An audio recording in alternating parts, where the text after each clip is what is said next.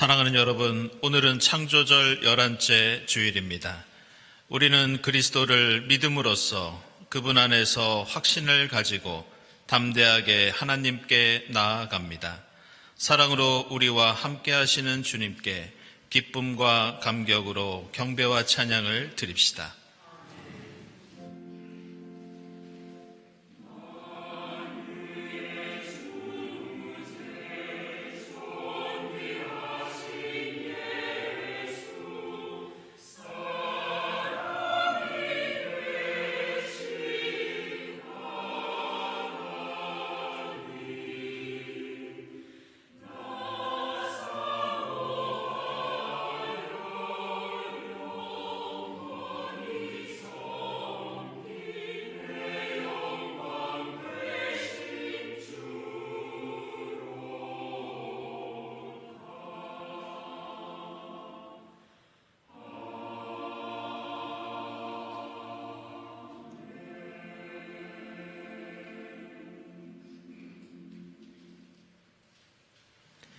새 노래로 주님께 찬송하여라. 주님은 기적을 일으키는 분이시다.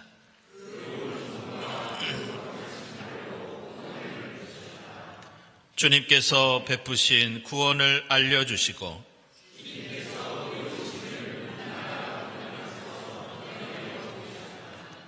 이스라엘 가문에 베푸신 인자하심과 성실하심을 기억해 주셨기에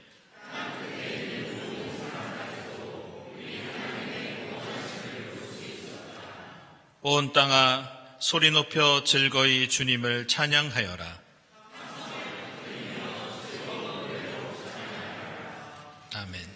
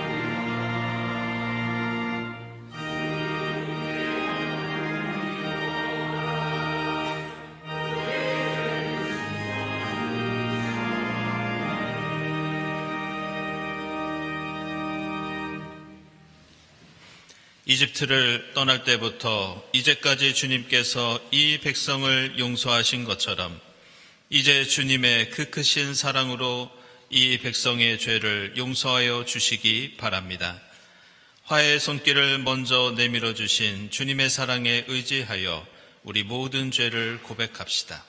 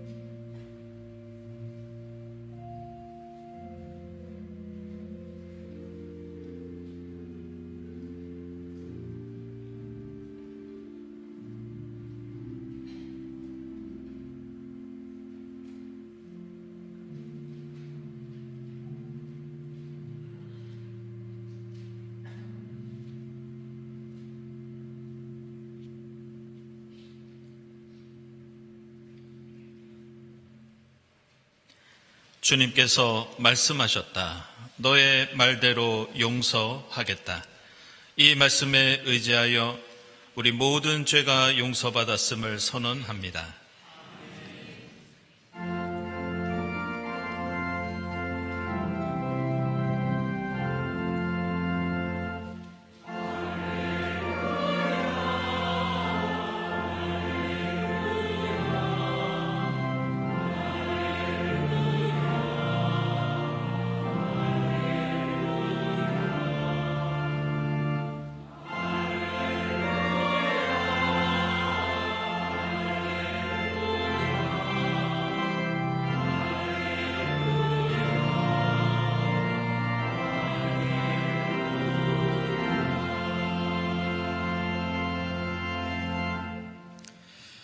구약의 말씀은 학개서 2장 1절에서 9절까지 말씀입니다. 그해 7째 달, 그달 21일에 학개 예언자가 주님의 말씀을 받아서 전하였다. 너는 스알디엘의 아들 스룹바벨 유다 총독과 여호사닥의 아들 여호수아 대제사장과 남아있는 백성에게 전하여라. 너희 남은 사람들 가운데 그 옛날 찬란하던 그 성전을 본 사람이 있느냐? 이제 이 성전이 너희에게 어떻게 보이느냐? 이것이 너희 눈에는 하찮게 보일 것이다. 그러나 스룹바벨아, 이제 힘을 내어라. 나 주의 말이다. 여호사닥의 아들 여호수아 대제사장아, 힘을 내어라. 이 땅의 모든 백성아, 힘을 내어라. 나 주의 말이다. 내가 너희와 함께 있으니 너희는 일을 계속하여라. 나 만군의 주의 말이다. 너희가 이집트에서 나올 때에 내가 너희와 맺은 바로 그 언약이 아직도 변함이 없고 나의 영이 너희 가운데 머물러 있으니 너희는 두려워하지 말아라. 나 만군의 주가 말한다. 머지않아서 내가 다시 하늘과 땅, 바다와 물을 뒤흔들어 놓겠다. 또 내가 모든 민족을 뒤흔들어 놓겠다. 그때 모든 민족의 보화가 이리로 모일 것이다. 내가 이 성전을 보물로 가득 채우겠다. 나 만군의 주가 말한다. 은도 나의 것이요 금도 나의 것이다. 나 만군의 주가 말이다. 그 옛날 찬란한 그 성전보다는 지금 짓는 이 성전이 더욱 찬란하게 될 것이다. 나 만군의 주가 말한다. 내가 바로 이곳에 평화가 깃들게 하겠다. 나 만군의 주의 말이다. 아멘.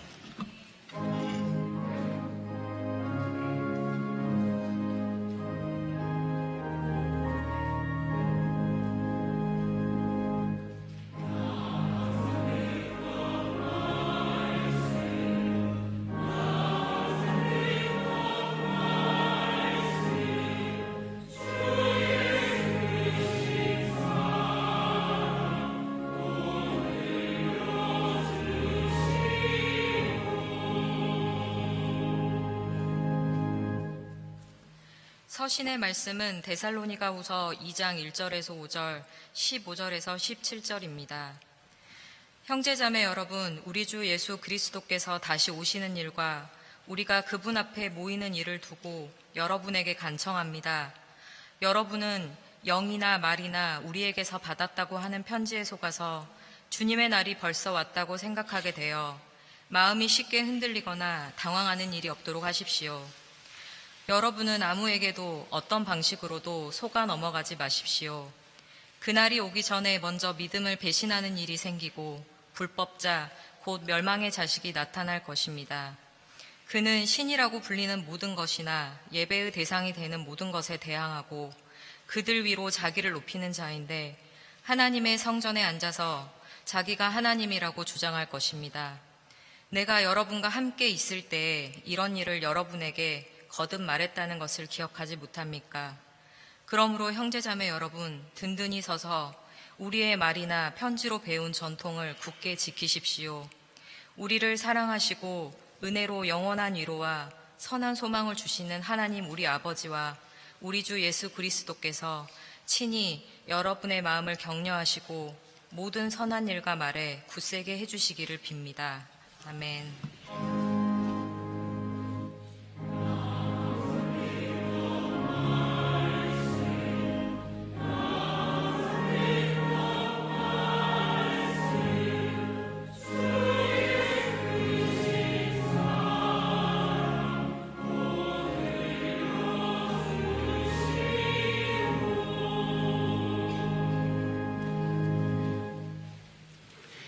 복음의 말씀은 누가복음서 20장 34절부터 38절까지입니다. 예수께서 그들에게 말씀하셨다. 이 세상 사람들은 장가도 가고 시집도 가지만 저 세상과 죽은 사람들 가운데서 살아나는 부활에 참여할 자격을 얻은 사람은 장가도 가지 않고 시집도 가지 않는다. 그들은 천사와 같아서 더 이상 죽지도 않는다. 그들은 부활의 자녀들이므로 하나님의 자녀들이다. 죽은 사람들이 살아난다는 사실은 모세도 가시나무 떨기 이야기가 나오는 대목에서 보여주었는데 거기서 그는 주님을 아브라함의 하나님, 이삭의 하나님, 야곱의 하나님이라고 부르고 있다. 하나님은 죽은 사람들의 하나님이 아니라 살아있는 사람들의 하나님이시다. 모든 사람은 하나님과의 관계 속에서 살고 있다. 아멘.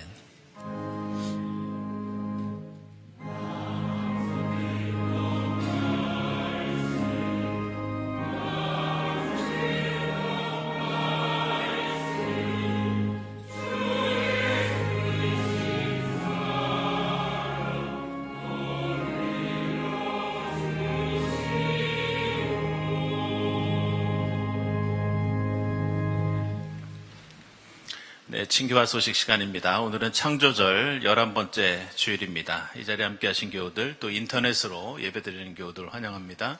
우리 교회 처음 오신 분들 환영하고요. 교회에 대해서 궁금한 점이 있으신 분들은 세교실을 찾아주시기 바랍니다.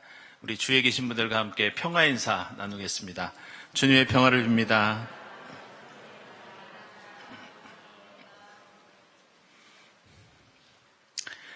네, 지난 주간에 우리 교회 한 분의 세교우가 등록을 하셨습니다. 초예원 교우, 우리 1부 때 함께 인사 나누었습니다. 네, 교우 소식입니다. 우리 천혜경 집사님 아버님 되시는 천성호님, 지난 화요일에 향년 72세를 일기로 소천하시고 또 장례를 잘 마쳤습니다. 다시 한번 주님의 위로를 빕니다. 노진숙 집사님 전시회가 있습니다. 엄마를 그리는 판타지 19일부터 24일까지 갤러리 인사아트에서 진행되겠습니다. 축하드립니다. 네, 일시 기욱하신 분 소개하겠습니다. 우리 강일환 권사님은 1부 때 인사드렸고요. 우리 이주엽 교우, 우리 이근배 집사님, 정성희 권사님 아드님 되시는데요. 미국에 계시다가 전북대 세미나 인도하러 오셨습니다. 여러분들 환영의 박수 부탁드립니다.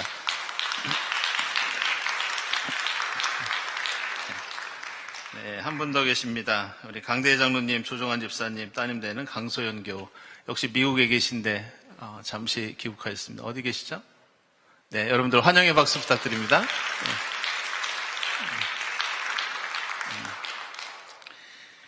네, 그리고 우리 홍준서 교우, 우리 홍인세 임승신 집사님 아들 되는데요.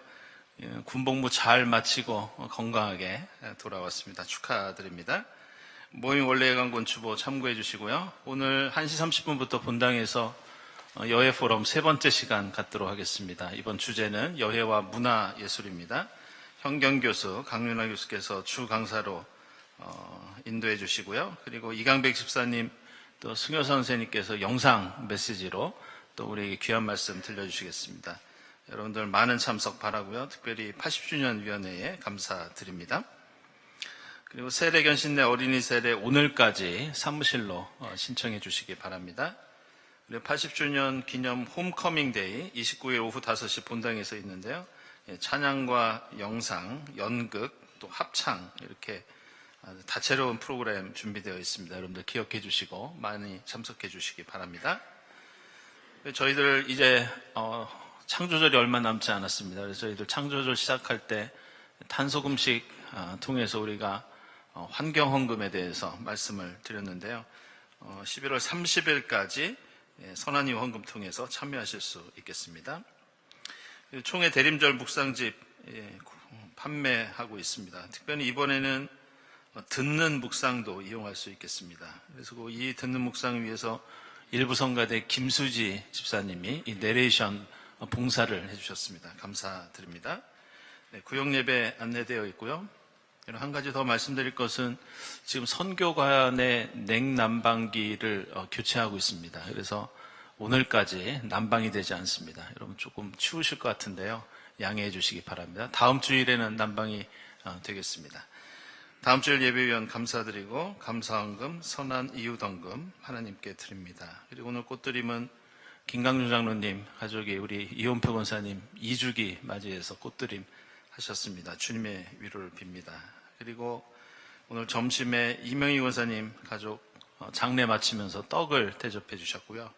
그리고 조규건 장로님, 이공진 권사님 가정에서 혼례 마치고 식사 대접해 주셨습니다. 감사드립니다. 함께 기도드리겠습니다.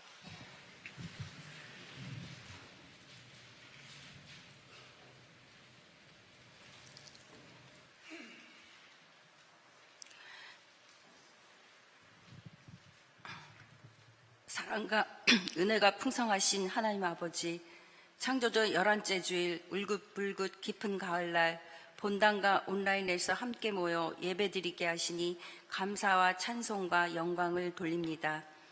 은혜와 진리가 충만하신 예수 그리스도를 주로 시인하고 그리스도인으로 살아가게 하심에 감사드립니다. 주님께서 주시는 힘을 얻고 마음이 이미 시므온의 순례길에 오르게 하시고 입의 말과 마음의 생각이 언제나 주님의 마음에 들게 하시고 서로 사랑하며 복음을 전하는 삶을 사는 우리 모두가 되게 인도하옵소서. 인류가 공존을 위해 지혜를 모으게 하시고 전쟁과 분쟁 지구에 평화가 깃들게 하옵소서. 안전한 노동 환경이 되게 하옵시고 모든 생명을 존중하는 우리 사회가 되게 하옵소서. 80년 전 설린 형제단의 뜨거운 이웃사랑으로부터 시작된 경동을 코로나를 통과하여 오늘에 이르기까지 인도하신 하나님께 감사드립니다. 앞으로도 머리 대신 그리스도의 몸된 교회로서 복음을 전파하고 소금과 빛으로 하늘나라가 이 땅에 이루어지게 하는 교회로 더욱 쓰임받게 하옵소서. 80주년 기념행사가 절정으로 향하고 있습니다. 전교인 필사 프로젝트 샬롬을 쓰다에 많은 교우들이 참여하는 교우뿐만 아니라 전시회 필사 노트 작품들을 보면서 다양한 신앙의 모습과 본을 보고 신앙의 전통을 이어가며 성경 말씀을 깊이 묵상하고자 하는 소망을 가지게 되는 은혜의 기회가 되게 하심에 감사드리고 영광을 돌립니다.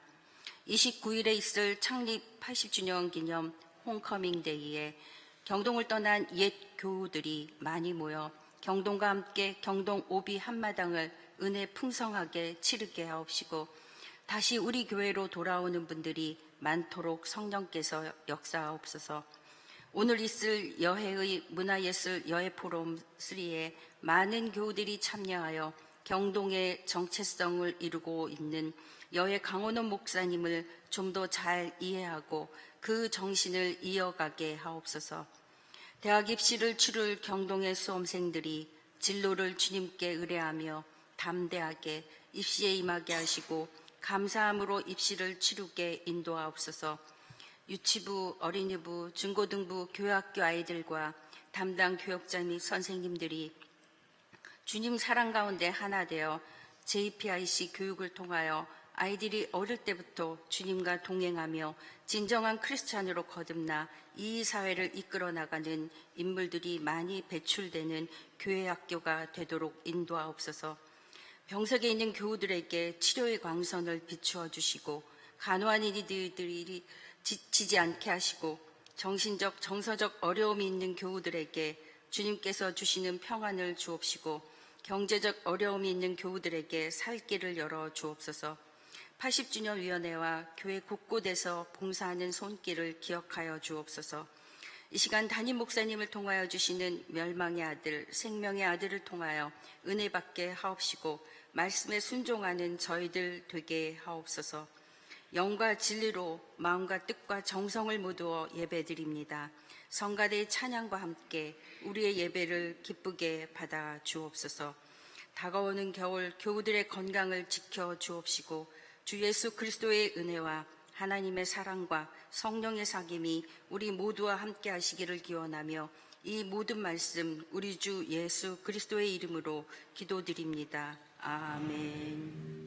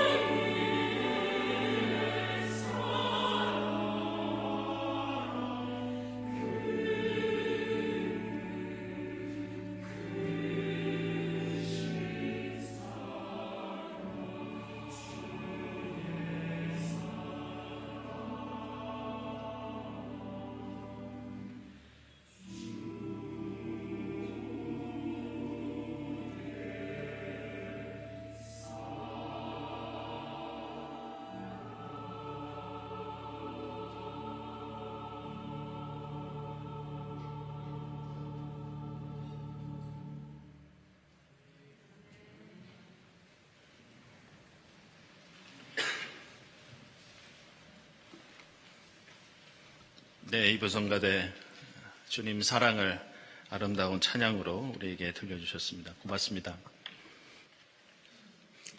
오늘 우리가 읽은 이 구약성경의 학개서 말씀은 이스라엘 백성이 이 바벨론 포로기를 마치고 고향 땅으로 돌아와서 예루살렘 성전을 재건하는 그런 내용을 가지고 있습니다.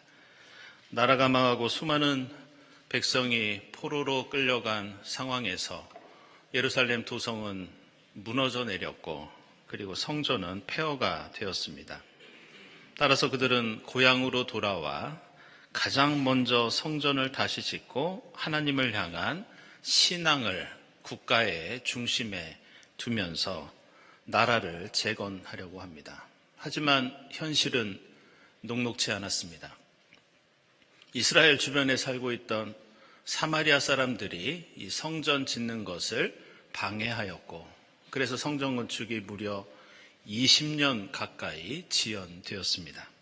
그래서 오늘 학계 예언자는 다른 무엇보다 우리가 이 성전을 다시 짓는 데에 힘을 쏟아야 한다.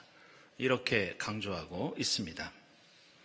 사실 이 한국 교회를 비롯해서 세계 여러 교회의 사례들을 보면 오늘 이 학개서 말씀은 교회에서 특정한 목적을 위해서 인용될 때가 많았습니다. 그것은 대개 예배당을 새로 건축하기 위해서, 특별히 예배당을 건축하는데 헌금이 많이 필요할 때 이 학개서 말씀을 종종 언급합니다. 물론 오늘 말씀 보시면 학계 예언자는 백성들에게 지금 당신들의 눈에 이 무너진 성전이 어떻게 보이느냐고 호소합니다. 그리고 이 예루살렘 성전을 다시 짓는 데에 우리 함께 힘을 내자고 3번에 걸쳐서 반복하면서 강조하고 있습니다. 그러면서 성전이 완성되면 그곳에 모든 민족의 보물이 모여서 가득 채워지고 찬란한 성전이 될 것이다. 이렇게 약속하고 있습니다. 그러나 우리는 이 말씀을 읽으면서 사실 매우 조심해야 합니다. 얼핏 보면 성전 건축 자체만을 중시하는 것 같지만 오히려 당시 역사적 상황을 고려해 보면 구약 성경이 강조하는 것이 따로 있었습니다. 오히려 이스라엘 백성은 바벨론 포로로 끌려가서 그동안 자신들이 자랑하던 예루살렘 성전이 자신의 흥망성쇠에 어떤 영향도 끼치지 못했다는 것을 깨달았습니다. 그들은 수백 년 동안 화려한 성전을 짓고 그곳에서 예배를 드렸지만 오히려 나라가 망하면서 그들은 포로 신세가 됩니다. 그래서 이스라엘은 그때 깨닫게 됩니다. 중요한 것은 건물이 아니었구나. 하나님의 뜻을 지키고 하나님이 우리의 주님이 되시고 하나님이 우리 삶의 중심이 되는 것이 성전이 있든지 없든지 가장 중요한 일이었구나. 그러나 우리는 하나님 말씀을 지키기보다 지금까지 세상의 다른 가치를 더 중시하며 살아왔다. 우리가 의지하던 저 성전 건물은 어떤 힘도 발휘하지 못하는 마치 죽은 우상처럼 되었다. 이것이 이스라엘 백성들이 나라가 망하고 포로지에서 깨닫고 반성한 말씀이었습니다. 따라서 오늘 학개서에서 성전 건축을 강조하는 것은 우리의 생각과는 다른 의도가 있었습니다. 그것은 건물을 짓는 것 자체가 목적이 아니라 우리 삶이 다시 한번 하나님만을 바라보면서 그 뜻을 실천하기 위해서 그 일에 최선을 다하기 위해서 신앙의 구심점으로 성전을 다시 짓자는 운동이었습니다. 우리는 지난 몇 달 동안 이 수요 예배에서 이 신명기 강해를 이어오고 있는데 이제 다음 달 마지막 수요일이 되면 신명기 강해를 마치고 새해부터 여호수아서 강해를 시작합니다. 근데 지난주에 제가 신명기 28장을 강해하면서 저는 하나님의 백성이 과연 어떤 존재인지 그 말씀을 통해서 새롭게 깨달을 수 있었습니다. 그 말씀이 신명기 28장 10절 말씀입니다. 제가 읽어보면 주님께서 당신들을 택하셔서 자기의 백성으로 삼으신 것을 보고 세상이 당신들을 두려워할 것입니다. 바로 이 대목입니다.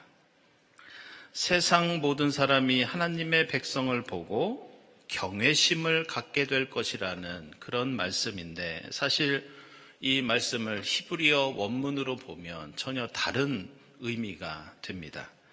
그것은 주님께서 당신을 하나님의 백성으로 삼으셨다는 이 구절은 어떤 뜻이냐? 당신에게서 하나님이 보인다. 히브리어로 이런 뜻입니다.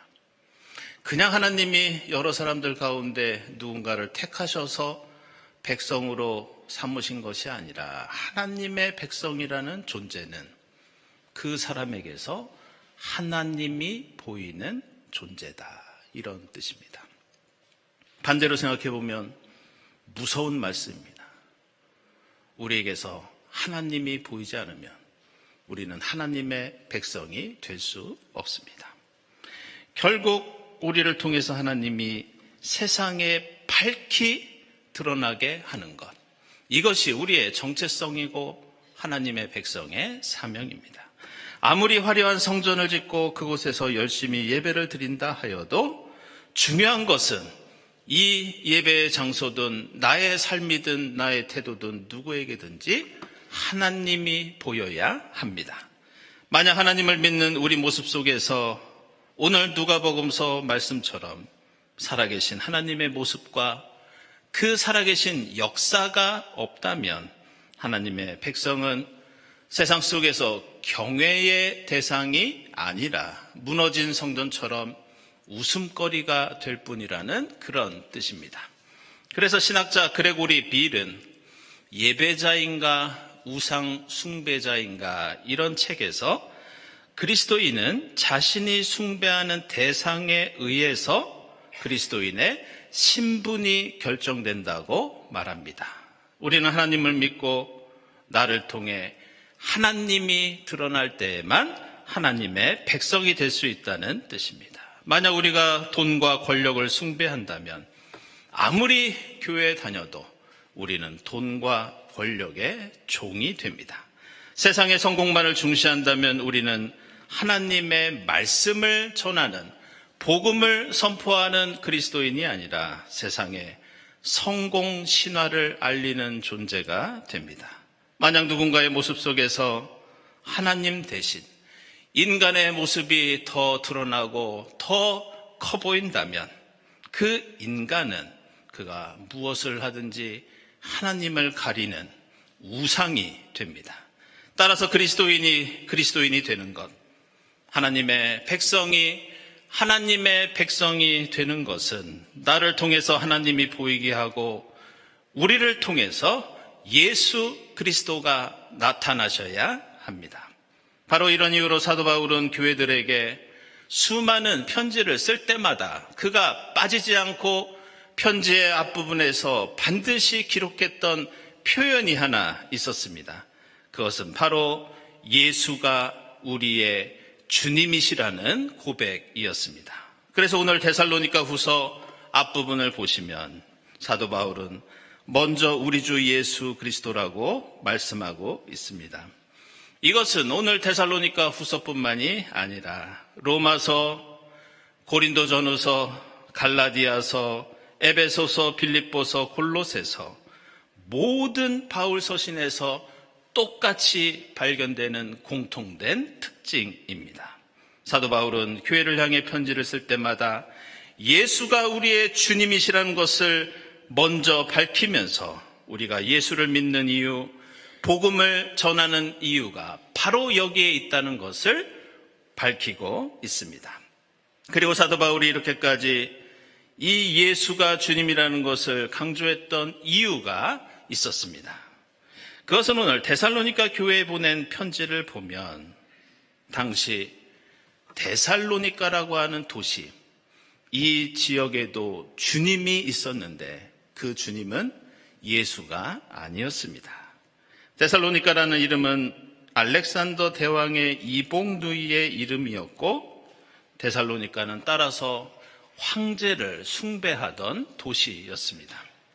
이 도시는 하나님 대신 황자의 권력과 이념과 성공과 향락이 하나님 자리에 대신 앉아 있었고, 그래서 바울은 오늘 말씀에서 이 도시에 멸망의 아들, 멸망의 자식이 있다고 말합니다. 그러면서 데살로니가가 모시고 있는 그 멸망의 아들은 바로 자신을 높이고 자신을 하나님이라고 하면서 사람들에게 예배의 대상이 되고 있다고 비판하고 있습니다. 사도 바울은 그 데살로니가 사람들을 향해서 황제는 자기 이름을 위하여 전쟁을 일으키고 억압으로 백성을 다스리며 세상의 부와 성공을 독점하는 멸망의 아들이지만 우리 예수 그리스도는 십자가에서 죽기까지 우리를 구원으로 인도하는 생명의 아들, 겸손의 아들, 평화의 왕이라고 선포하고 있습니다.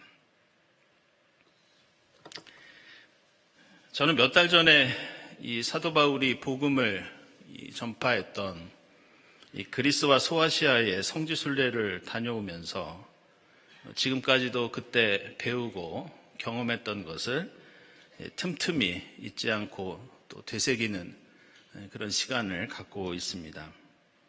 사실 그 성지순례가 저에게 좀 민망했던 것은 우리가 비행기와 버스를 타고 다녀도 쉽지 않은 길을 2000년 전에 사도 바울과 동역자들은 두 발로 걸어 다니면서 주님의 복음을 전했다는 것이 버스를 타고 이동할 때마다 참으로 죄송스럽고 민망했던 기억이 있습니다. 근데 매일 새로운 곳에 도착하고 하룻밤을 자고 바로 다음날 다시 짐을 챙겨서 새로운 장소로 떠나는 그런 일정을 반복하면서 저는 어느 순간 그런 생각이 들었습니다. 저희가 방문했던 갑바도기와 피시디아 안디옥, 소아시아 7교회, 아테네와 고린도와 데살로니가, 저희가 다닌 이런 여러 지역들을 생각하면서 사도 바울이 박해와 고난, 생명의 위협을 감수하며 다녔던 이 도시들, 도대체 사도 바울은 복음을 전하기 위해서 어떤 기준을 가지고 이 도시들을 선택했는가? 처음에는 로마 제국 당시에 교통이 좋거나 다니기 편리한 루트를 따라서 이 도시들을 방문했던 것은 아닌가? 혹시 사도 바울 개인이 알고 있고 익숙한 도시를 주로 다닌 것은 아닌가? 아니면 그냥 무작위로 때에 따라 이곳저곳을 유랑하듯이 다녔던 것인가? 이런 상상을 해보았습니다. 그런데 성지순례가 어느 정도 진행되면서 저희가 다닌 장소들, 그리고 성경에 나오는 사도 바울의 여러 여행지를 보면서 한 가지 중요한 공통점을 찾을 수 있었습니다. 그것은 바울이 다녔던 도시는 대부분 그 도시의 이름이나 그 도시 안에 있는 중요한 건축물들이 어떤 특정한 인물과 깊이 연결되어 있었습니다. 그 인물이 누구냐? 바로 당시 사람들이 신의 아들로 여기고 주님이라고 불렀던 제국의 황제들이었습니다. 소아시아에는 안디옥이라는 이름의 도시가 여러 군데 있습니다. 그런데 이 이름은 마케도니아 제국의 왕이었던 안티오쿠스 에피파네스, 이 안티오쿠스가 바로 안디옥입니다. 에베소에는 로마 제국을 대표하는 대도시로서 여러 건축물들이 있는데 로마 황제 아우구스투스와 도미티아누스를 신으로 숭배하는 신전이 도시 한가운데 우뚝 서 있습니다. 에베소 근처에는 프리엔이라는 곳이 있고 그곳에는 아우구스투스 황제의 비문이 있는데 이 비문에는 황제의 탄생을 놀랍게도 이 세상의 기쁜 소식, 세상의 복음의 시작이라고 기록하고 있습니다. 소아시아 7교회가 있던 도시들도 요한계시록이 사탄의 권자로 부르는 황제의 신전이 있었고, 그것은 빌립보도 고린도도 마찬가지였습니다. 따라서 사도 바울은 로마 제국의 여러 도시와 지역들을 다니면서 가장 중요한 그가 가지고 있던 그 목적과 동기와 이유가 있었습니다. 그것은 누가 진정 우리의 주님이신가? 누가 우리의 주님이신가? 황제가 주님이 되고 구세주가 되고 신의 아들이 되고 복음의 주인이 되는 곳마다 사도 바울은 목숨을 걸고 철저히 찾아가서 예수만이 주님이라고 선포하면서 성령의 역사와 기적을 통해서 사도 바울은 예수를 드러내 보였습니다. 사도 바울은 자신을 높이고 하나님 자리를 차지하는 그 어떤 인간도 멸망의 자식일 뿐이라고 선포합니다. 그러면서 우리를 십자가 죽음과 부활의 생명을 통해서 우리를 인도하시는 예수 그리스도만이 생명의 아들이라고, 놀랍게도 바울은 자기 생명을 던지면서 생명의 아들을 전했습니다. 사랑하는 여러분, 우리 인간이라는 존재는 언제나 우리의 마음속에 그리고 우리의 삶 속에 온갖 잡신과 우상을 모시고 사는 만신전을 짓고 살 때가 많다는 것을 우리는 잊지 말아야 합니다.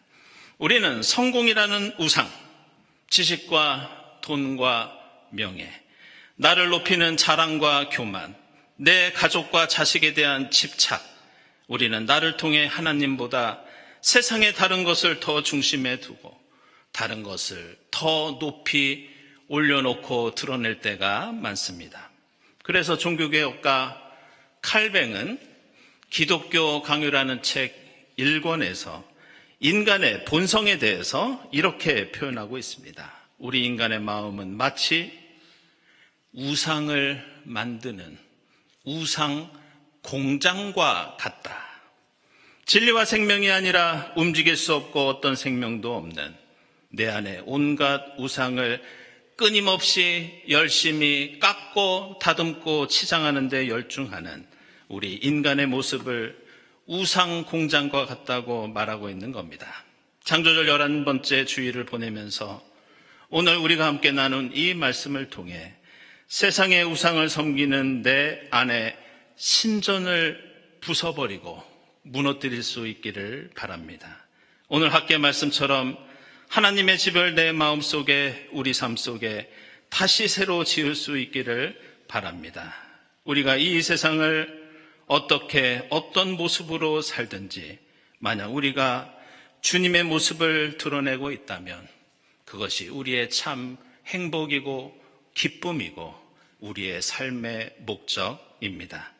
우리 안에 우주 만물을 지으신 유일하신 하나님만을 모시고 내 삶 속에서 십자가와 부활의 주님을 온전히 드러낼 수 있기를 주 예수 그리스도의 이름으로 축복하며 기원합니다. 기도하겠습니다. 하나님, 저희로 주님을 알고 믿게 하시니 감사합니다. 저희의 부족한 삶을 통해 오직 살아계신 하나님의 모습만을 드러내게 하옵소서. 내 안에 온갖 멸망의 우상과 신전을 무너뜨리고 생명의 하나님만을 주님으로 모시고 살아가는 하나님의 백성이 되게 하옵소서. 예수 그리스도의 이름으로 기도드리옵나이다. 아멘.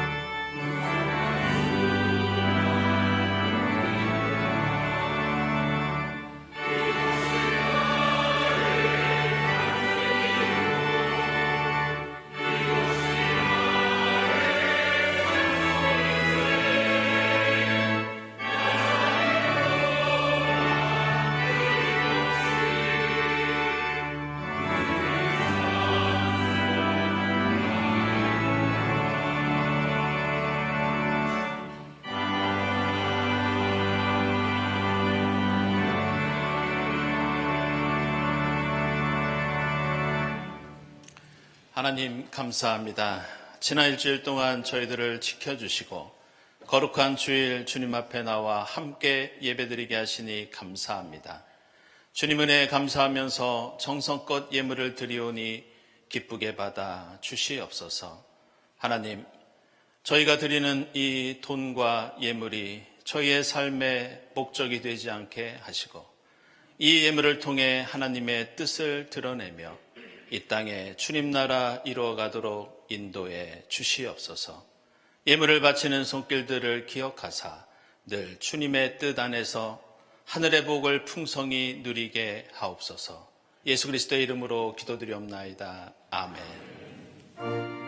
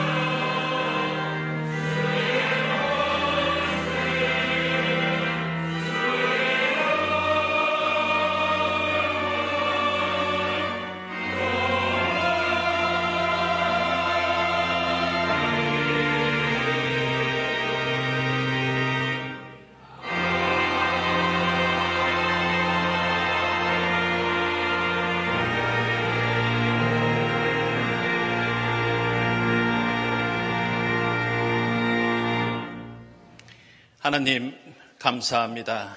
저희를 주님의 자녀로 삼아주시고 주님 뜻을 따르는 제자로 살아가게 하시니 감사합니다.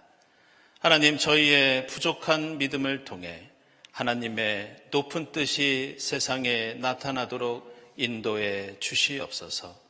저희 안에 세상의 허영과 욕망의 신전을 무너뜨리고 하나님의 집을 다시 짓고 하나님을 모시고 이 땅에 주님을 드러내는 저희의 삶과 신앙이 될 수 있도록 인도해 주시옵소서.